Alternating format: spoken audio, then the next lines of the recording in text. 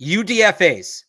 I know your answer to this because your jaw was on the floor for most of practice, Evan. Which UDFA stood out the most to you? I really thought that Larrison looked the part. Again, like I just said, fill out the suit. And I've just seen, and we've seen what it looks like to be a pass catching running back for a Josh McDaniels offense. Like there's a type to it, right? Like there's just a body type. There's a certain amount of quickness.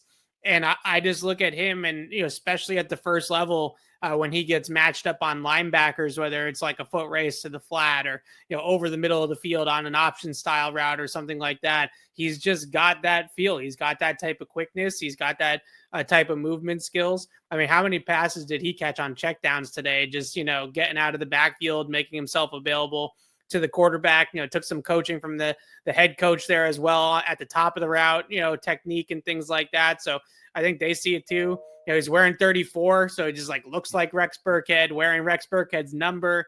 Again, it's, from our years on the beat, watching a James White, watching guys that do that and play that position at an extremely high level. You just kind of know when guys have the skill set that maybe lend themselves to playing in that role. And it just looks to me like Larrison has that. Now, is he going to go on to be a star? Who knows, right? Like who knows what he's going to end up being, but that's how I just felt watching him, was like, yeah, this guy's got a chance to be like a quarterback's really good friend, coming out of the backfield as a security blanket in the flats and things like that.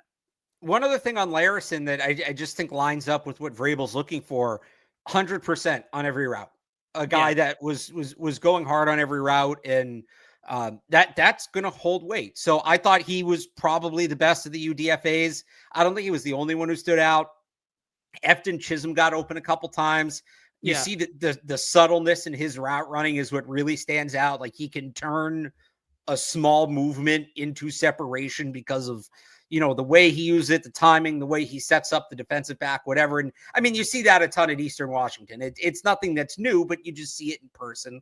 And then the other one was CJ Dupree, the tight end, another one of these guys that you see him in person and it's like, okay, wow. Yeah, like he looks like a lineman, but he was moving pretty well. He got certainly some individual attention from Mike Vrabel. So those are kind of the three guys we talked about. Brock Lampy's in there as well as the fullback, and that's just, are they going to keep a fullback or not? But it's been Larrison, Efton Chisholm, CJ Dupree, and all three of them, I think today, you saw why they kind of lead that UDFA class. They were clearly better, or clearly stood out more than some of their undrafted counterparts.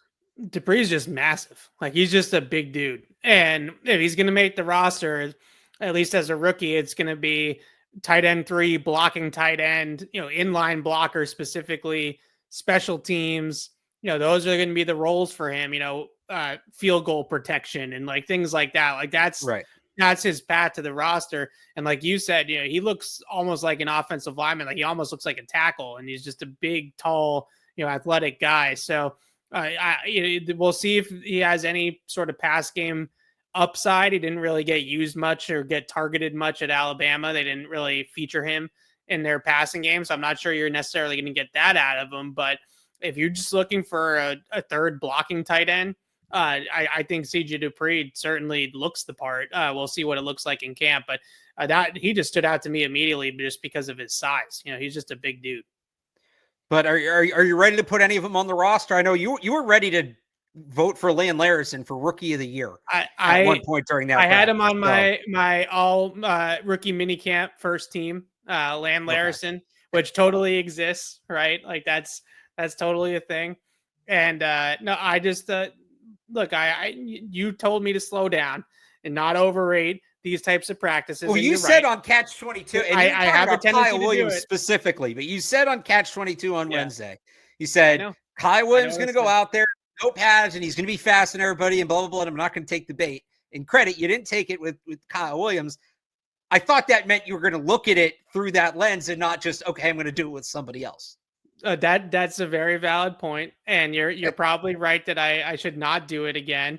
But we have a show to do today, and on the show today, I was just impressed by the guy. I just think he, like it keeps saying, he there's just a way that those types of guys move that can separate in the passing game, on running back routes out of the backfield that he seems to have.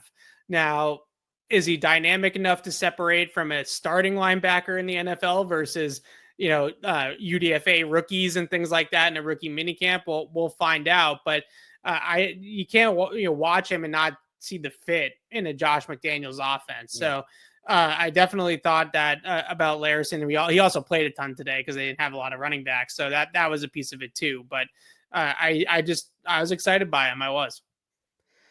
Not a UDFA, but so I thought this was interesting. They did have a couple of veteran players out there. John Giles, a wide receiver, Sherman Jones, a linebacker, and Miles Battle, the defensive back. I don't think we saw any veterans out there last year. And I think there are pretty strict limitations on non-rookies being involved in this thing, but kind of like, the G League, sometimes you see second or third year players get out there in the NBA. John Giles is pretty involved. Yeah. John Giles was one of the highest volume targets. He is that bigger physical receiver. You saw it. He made a couple contested catches.